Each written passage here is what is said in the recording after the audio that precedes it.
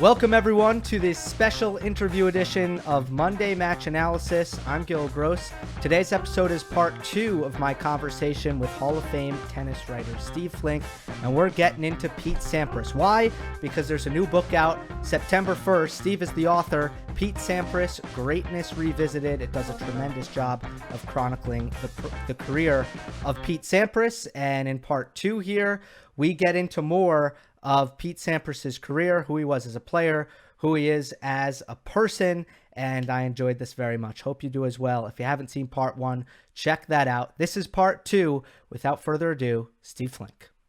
How do you view the elusive French Open title when it comes to Pete's legacy? He's in great company with some of the other great fast court players of his era. It just seemed like for a lot of them, it was really difficult to win Roland Garros. Yeah, absolutely. Obviously, we saw this with Connors. We saw it with McEnroe. We've seen it with so many of the greats. And, Stefan Edberg was never able to pull it off. He came close against Chang in '89 and couldn't quite do it. Yeah, he's in good company. I think it was one of those things. He doesn't necessarily feel this way, but I do, that if he had targeted the French in '94, when he was really sweeping through the first half of the season, he had 8 titles by the time he won Wimbledon that year. In the first half of the year, he won the Italian. Granted, he played Becker in the finals, but still he beat some good clay quarters and won the Italian. So he was on a roll there. And I thought if he had really targeted the French, if one of those years he said, okay, this year I'm going after the French, even if it cost me Wimbledon, that he might have grabbed one in the mid-90s. Then it got to the point where too much of it was in his head. And it got harder and harder in the latter years of his career, and he wasn't as well equipped to deal with it. But I felt like, retrospectively, that he could have won the French in '94. And then with a little luck in '96, he had lost his coach. Tim Gullickson had passed away in early May, and he didn't really get the preparation he needed for the French that year, but still made the semis on a string of 5-set wins, beating Todd Martin, Bruguera, and Courrier. And then he kind of ran out of gas against Kafelnikov, who only beat him twice in his career. If he beats Kafelnikov, he plays Steek in the final, and that would have been a very atypical clay court match. The rallies would not have been long, and I think he would have been right in there with a great chance. So I think it's one of those things where Wimbledon was always the primary goal, and he didn't dismiss the French. He tried, he prepared, he played all the clay events, but it wasn't sort of that overriding goal that was moving through his mind or preoccupying him. If it had been, I still feel like he could have come away with one French Open. So in other words, he never really sold out on it and made it his chief objective like Roger Federer seemed to and Novak Djokovic seemed to. Right. Exactly. Novak had come so close so many times, lost a couple of finals to Rafa in 12 and 14. And by the time 16 came along, he wanted it so badly and he got it. And you're right. And Roger in '09 had that one window when Soderling beat Rafa. And so finally he didn't have to go through Rafa and he took it. And I don't know whether either one of them well in advance. Novak maybe well in advance was trying to peak for the French. And he was also on one in a dominant phase, having won 3 majors the year before and having won the Australian at the start of 2016. So different. While Roger, I think suddenly his eyes lit up when Rafa was gone. Rafa loses to Soderling the first weekend. It's like, okay, this is my chance, and he took it. Wimbledon, on the other hand, was a perfect tournament for Pete, and on the surface level, face value, of course, it was such a fast court, and Sampras has the big serve and the impeccable volleys and the great attacking forehand and the chip backhand when he needs it. But it almost seemed like it suited him off the court as well, and that he was just at home and at peace and in a perfect state of mind whenever he was in North London, if you want to even call it that. Yeah, well, you probably saw in the book, I got him to talk a little bit about that. He talked, I had him really I tried to get him to compare as accurately as he could the U.S. Open to Wimbledon in terms of where was he more comfortable. I always said that Wimbledon was his home abroad, because there was something about his temperament, and I think the British kind of adopted him in a way. They didn't have a great champion. Henman came along in those years and threatened, but they didn't have anybody till Murray. So they went all the way from Fred Perry in 1936 to Andy Murray in 2013. That's a long time. That's 77 years. So they loved Pete. and he loved the surroundings and the ease of the place and renting a house, a quieter life. It just suited him to the hill. So it was the combination of the surface and the environment that I think made him such a great Wimbledon player and helped him to win 7 titles. Yeah, the off the court stuff was interesting. It seemed like Sampras really wanted, intense focus. Todd Martin talked about how I wish I had the discipline to just not go out like Sampras had, and Martin didn't quite have that. And Pete even lived in Florida, it was a big sacrifice, right? He liked it better in California, but he lived in Florida. His family was in California, so he would have much rather been around them. But he felt for his tennis and his training, Florida made more sense for a variety of. Yes, that was no doubt that was a sacrifice. But the way he went about his business, with his unending, undying professionalism, it wasn't a tough decision for him to say, "I'm going to Tampa." Later, he was in Orlando for a while, but most of those years was in Tampa, and he just felt that he had to do that for professional reasons, and it definitely paid off. The one regret that he expressed kind of throughout is that he kept too much inside, right? Which was kind of interesting. And one example is he had stomach ulcers, and he basically didn't tell anyone for 2 years that he was dealing with this stomach pain that was pretty substantial. Yeah, absolutely. And I mean, maybe there were people in his family, but yeah, he did keep it pretty secret. I don't know how much Paul Anico knew about it at the time. And yeah, he does regret that he didn't maybe open up a little bit more about it, but things were still moving along so successfully for him. And so when he'd have these episodes like he did at the end of '94, when he's drinking all this water and throwing it up before he played Magnus Larsson in the Grand Slam Cup, he just kept putting it aside. He just felt like he would deal with it. And yeah, that's right. The internalizing, I think he regrets that he didn't deal with that a bit differently, but that was just his nature. And he also was not going to feel sorry for himself. He just was going to try to find a way to contain it. Then he had an additional problem with his thalassemia, which was, a blood condition. And what that would do is make him, he could get a little unusually tired on the hottest days, more so than the average, more so than Agassi or Courrier or Chang ever would have. So it was really more debilitating for him. So he had those twin imposters, if I can call them that, of the ulcer and the thalassemia to deal with. And the thalassemia, that sort of stayed with him throughout for the rest of his career. The ulcer he eventually licked after a couple of years. But you're right. He did say he kind of regretted that he kept that so much to himself. But he fought very hard through those things. And that's something that, again, he didn't show anyone, so you couldn't have known. And that's the beauty of kind of going back and reliving, his great tennis triumphs, but with the added depth, the added layer. So I love that. A lot of people will watch this and they'll want to watch a Pete Sampras match, and there are, amazing descriptions of all of these, the most important matches in all 14 majors he won. If you were to recommend a match that encapsulates who Pete Sampras was as a player, what match would that be? Wow, that's tough. Tough question. Yeah, tough question. I think if they wanted to see him playing the game as well as he ever played it, they'd go to the '99 Wimbledon and watch him beating Agassi 3, 4, and 5, because that was he later thought that perhaps he played even better in the '02 final against Agassi at the U.S. Open, but that got more complicated because he dropped the third set and had to fight hard and win it in 4. Still played beautifully, but I would say that match against Agassi showed him in his brightest colors. That maybe that would be the one that I would turn to. And what was your process when you were writing this, in terms of recounting and redigging up these matches?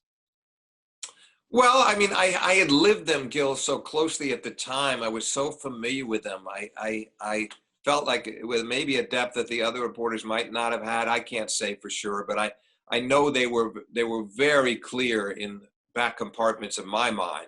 So I really sort of knew where I was going with it. I didn't really have to do much outlining. I knew what I knew what I was going to emphasize and what I wasn't going to. And I felt like I wanted to do, you kind of alluded to it. I wanted to make sure each major got its due, so that even the Australian, of 94, 97, which maybe weren't as highly acclaimed prizes, even though they were slams, as the 7 Wimbledons or the 5 US Opens. I wanted to get into the details of those triumphs, so that somebody had a really accurate historical recount of all the biggest matches. And that included, as you read, I'm sure some of the scares that he had. Dominic Herbati at the 97 Australian Open, coming out of nowhere and almost beating him on an impossibly hot day, or the young Mark Philippoussis at the US Open in 95, giving a big scare in Arthur Ashe Stadium. I didn't want to ignore those moments too, to show how he dealt with some really precarious moments where maybe these majors would not have come off. Maybe he wouldn't have done it. So I just was trying to be thorough and make sure each major got its due, and all of the critical matches were covered. I hope I succeeded on that. Certainly seemed that way. The common theme, of course, was that when Pete was feeling good and he, had his mind and his body in the right place, he would win. I mean, there just weren't that many occasions where he came up short in that instance. What was interesting to me is that the spots where he had dips is actually when he accomplished what he was really looking to accomplish. So after the 6 straight years at year end number 1, he didn't play Australia the next year, right? Because he just was so exhausted by it. Absolutely. That took so much out of him. The remarkable thing about that 98 campaign was he only won 4 tournaments the whole year. Fortunately for him, Wimbledon was one of them. He wouldn't have even felt his sense of purpose and importance was so clear that had he not won that Wimbledon, I don't think he ever would have made the chase. Even if the points were available and he might have been able to be number 1, he wouldn't have felt he deserved it if he hadn't have won Wimbledon. But he only won 4 the whole year, and his hair was falling out. It was just an excruciatingly difficult campaign for him at times, because he wanted that record so badly. Most years, Gill, he didn't worry that much about number 1. He figured if he won the majors, it would take care of itself, and largely it did. Winning the majors and some Masters 1000s to back it up, and some year-end championships, the ATP at the end, it just would all fall into place. But this year is like, okay, he knew that he and Connors were tied with 5 years in a row for the record. He wanted that. It became paramount in his mind, and as a result, he didn't play as well as he did in 97 or 99, for example. But you're right. Then by the end of that 98 season, he was spent. He just was empty, and there was no way he could get himself back up in time to go over to Australia at the start of the 99 season and play it. So he skipped it. And then as it turned out, he really got going in the middle of that year, played some of the best tennis of his career, from Queen's Club through Wimbledon, LA, Cincinnati, 4 titles in a row, then 1 loss, which was more retirement, and comes to the Open and has to skip the Open because he hurt his back in practice. So actually that year, one of the reasons he did lose number 1 was partly that the emotional letdown after accomplishing the record, but also, Gil, because he wasn't able to play enough, and he missed 2 slams. The first and last Grand Slam tournaments of the year, he did not play. And he was really bullish on his chances at that US Open as well. Oh, yeah. Right. Because he'd been on that great streak. He was just so confident winning Queens, Wimbledon, the 2 hardcourt tournaments in the States in the summer. And in that span, he beat Agassi 3 times, Wimbledon again in the final of LA, again in the semis of Cincinnati. And Agassi was his chief rival. And he beat Rafter in that span. He beat Krajicek, who was always a problem for him. So he just felt like he was on top of the world. And he would have been a big favorite to win in New York. There's no doubt about it. And then had that happen, I think that you would have seen him have a good fall and most, without the injuries and missing most of the fall, and he might have been number 1 for 7 years in a row. But that was you're right in your central point, that sometimes the big accomplishments then meant that he had to kick back a little bit because he took so much out of himself emotionally. But eventually Roy Emerson and that record emerged and was clearly well in hand and in reach. And he was able to surpass Emerson. And a similar thing happened after that, right? After that, it was the 2000 against Yeah, that's right. Rafter. Yeah. Exactly. So his parents had never been there to see him win a major before, and they came over and long rain delay, couple of big rain delays. He beats Rafter on the edge of darkness at 8:57 in the evening. He completed it just in time in 4 sets. So he's got the record. He passes Emerson. At this stage, he's got 13 majors. And you're right. Then, so it turned out he didn't win another tournament until his last one, the U.S. Open, 2 years later. But what happened, part of that, Gill, was he also got married in about 3 weeks after the U.S. Open in 2000. He was already engaged, but he decided somewhere along the line there to get married. And that was another factor. But I do think achieving that record after striving for it for so long, it definitely took away some of the competitive drive. It suddenly didn't mean as much as you saw him say in the book, didn't mean as much to him, that the goal of having to be number one, it sort of left him. He still felt he could play his best on big occasions, but the drive was not on the same level that it had been the previous 6 years. And that's another reason why Federer, Djokovic, and Nadal coexisting together in the same era probably helps all three of them and keeps them going. And you do wonder if Sampras had a competitor alongside him that was doing similar things as he was, would that have propelled him to keep going? There's no guarantees because, as you said, his personal life and his private life was something he wanted to focus on. But that is something you have to wonder about. Yeah, fair point. But I think in his day, Gill, it just was sort of expected of you almost that when you got to 30 or just beyond 30, it was sort of time to say goodbye. And Edberg sensed that, and Becker did, and Lendl was essentially in that camp. And McEnroe, you got into your early 30s, and the handwriting was on the wall, and you sort of accepted it. And in his case, it was more than just that. He just felt there wasn't anything left, which is why that when he won the last U.S. Open in 2002, he took his time. He didn't decide it right away. First, he decided to skip the rest of 2002. Then he started entering tournaments in the next year, but ended up pulling out of one after another till he finally decided to retire because he realized there was nothing left in the tank. Now, these three have never reached that point, and you're right. Maybe the fact that they've had this ongoing enduring great series of matches among them is a primary reason. But Pete, in his case, it was different because he had a winning record against all of his primary rivals, and he didn't have a situation like this where Nadal and Federer and Djokovic and the battle for supremacy and close head-to-head records and all the rest of it. It was a different time.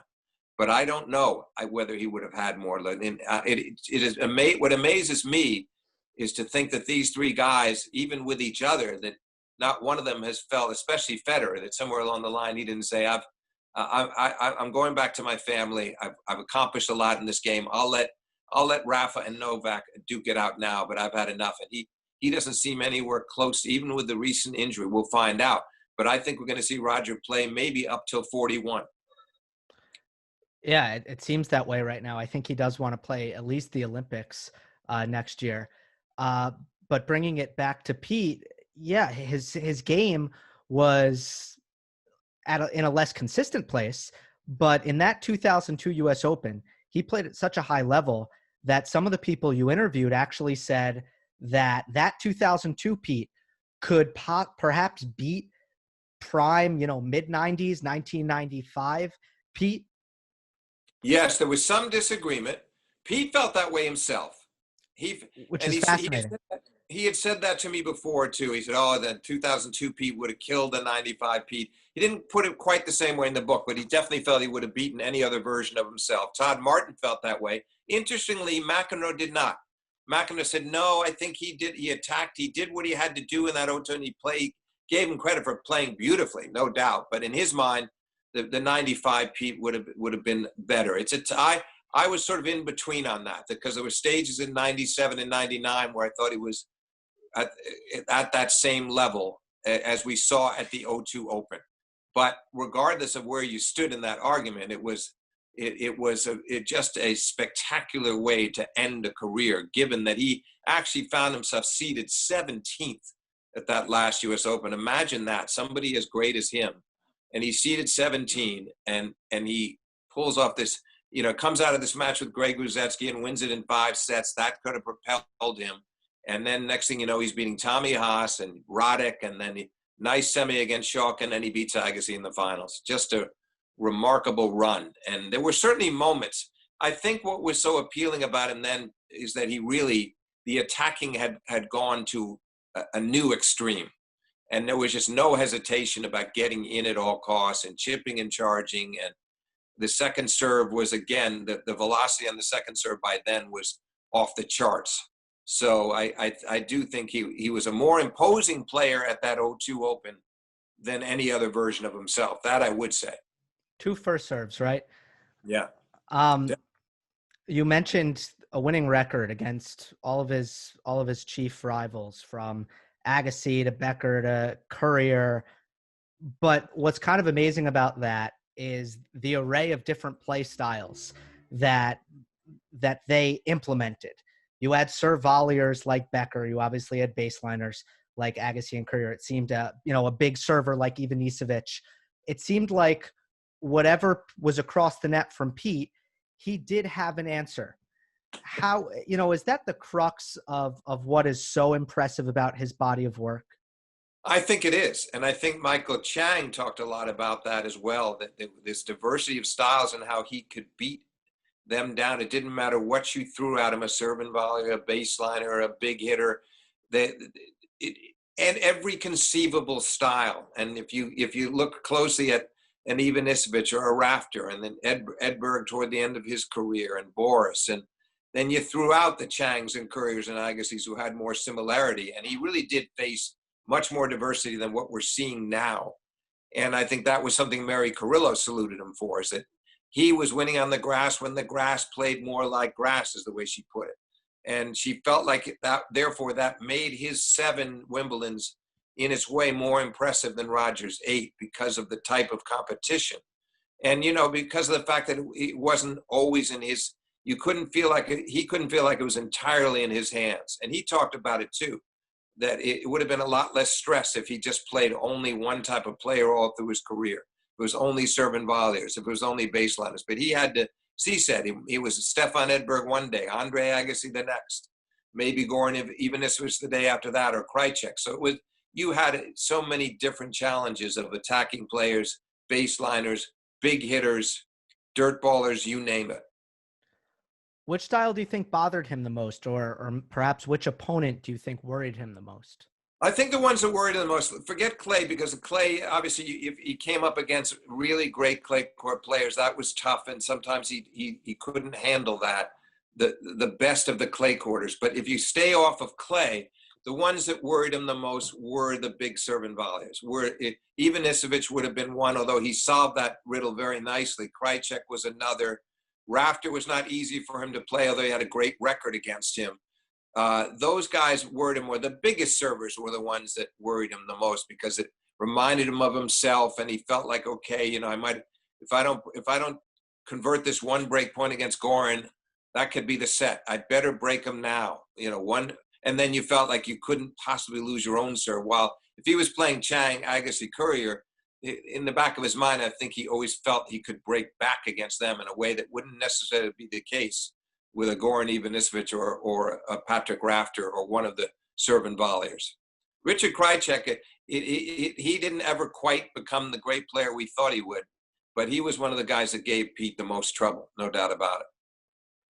Pete wanted that control. He wanted to take the racket out of his opponent's hands, right? And it was kind of uncomfortable to play someone. And almost always he did. Right. It wasn't very often that wasn't the case. And then when he did have to, I think the fact that he turned things around so thoroughly against Ivanisevic and won 10 of their last 11 clashes, and that included a couple of wins in the finals of Wimbledon. It's a very tough court to beat somebody who served as big as Ivanisevic did, this overwhelming left-handed delivery that you had to face. And he managed to beat Ivanisevic in 2 finals and 1 semifinal. So he won 3 out of 4 on the grass at Wimbledon, which which was remarkable. But those were the contests that probably made him the most uncomfortable. Another gigantic server. So he goes out in 2002 with the U.S. Open title, decides that he's ready to step away from the game. And since then, he's had, a really what seems like a lovely personal life. And he's a very devoted husband and a very devoted father. How would you summarize his post-playing career so far? Well, there was also the period, I don't go into it that much in the book, Gill, but he did have a nice little spree there with the seniors. Mm-hmm. So this was sort of mainly re-emerging in the seniors, mainly starting in 07. He came back for team tennis in 06 and a few extras. So there was a period from 07 for about 5 years where he played quite a few senior events, and they didn't take up too much of his time. But no, I just think he likes this quiet life. I think if he latched onto a great, compelling business opportunity that made him more visible, but something that he knew would reward him psychically, he would take it. And here and there, there have been things that have come up, but he's not going to do it just for the sake of doing it. I admire that in him. He could have done as much commentary as he wanted to do by now, but that just has not appealed to him. So yes, he's had the family life. He plays a lot of golf, likes to go to the gym, and he's just led his own quiet California life. And so he lives by his own code. And I don't think he has to explain that to anybody. I think it's terrific. Do you get the sense that maybe post-fatherhood, he'll be a little bit more open to looking at other things? Yeah, when you say post-father, when the kids, when his kids are... Yeah, that was bad phrasing. No, I know what you mean. I think it's possible. I think it's possible. Who's to know how he feels at that time if his kids are grown up and married or at least, very busy and getting out of college and knowing what they're going to do. Yes, it's entirely possible. But again, he would only do it. I think it was something that he found richly rewarding within himself, not just to sort of impress other people. Look, I started this academy. Look what I'm doing here. And there has to be a good reason for him to do it. And it might well happen at that stage of his life. You never know. He always knows what he wants, right? He's very much someone who doesn't really, he stays within himself. And he did that on the court, but he also does that in life. And he just, he seems very much in control for the most part. Is kind of how I look at it. Yeah, I think you read that well. It's very perceptive. And I think he knows himself so well and always has. So he also doesn't get carried away with the perceptions of others or what others think he should be doing. He's going to do what he wants to do. And one of the words he used with me many times in the interviews talking about his current life is contentment. He's very content. That's what matters. And why shouldn't he be after what he accomplished in his career with the 14 majors and the 6 years in a row at number one? And the way he looks at it, that was almost half his career at number one. So he fulfilled so many professional dreams that right now, he leads the life that he wants.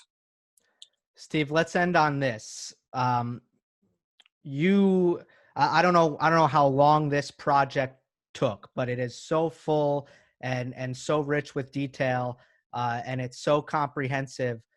What did you come out of it that you didn't have going into it, writing this book? I wasn't sure what I would say that I wasn't that shocked by anything he said to me, although I love the perspective that he had of almost 2 decades passing and being able to look back on it in maybe a slightly different way as a man in his late 40s as opposed to 30. And so I thought he was as thoughtful as he always had been with me when I interviewed him during his playing days. But I think what probably I found most interesting was what all of the others said. I didn't know exactly what an Ivanisevic or a Rafter or an Edberg was going to say to me, or how Courrier was going to look at it now. I don't think I could have gotten Jim Courier to say some of the things he said to me now when he was still a rival of Pete's, because he was in a different place in his life. But I was just sort of bowled over by the amount of reverence all of these other players had for him. And I think this crystallizing story, Gill, which you probably saw, was the Goran Ivanisevic talking about winning Wimbledon in 01. And that's when Pete had lost to Roger Federer, and Goran went on and won that title after having been in the finals twice against Pete and once against Andre. So as a wild card, ranked 125 in the world, Ivanisevic wins Wimbledon. And the next month they're in Cincinnati, and Pete went up to Goran in the locker room in Cincinnati to congratulate him on winning Wimbledon.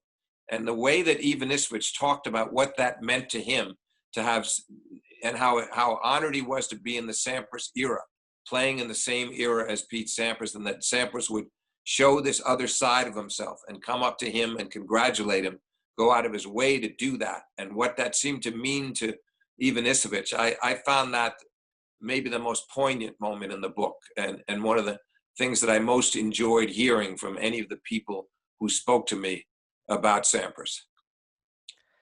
More incredible anecdotes and great honesty from so many of the people around Pete Sampras. It's all in here. Pete Sampras, Greatness Revisited. And Steve, I was the release date is September 1st. You can pre-order on Amazon. I was honored that you wanted to talk about this book with me, and that you sent me a copy. And this was great. And I really come out of this with so much great insight and new perspectives.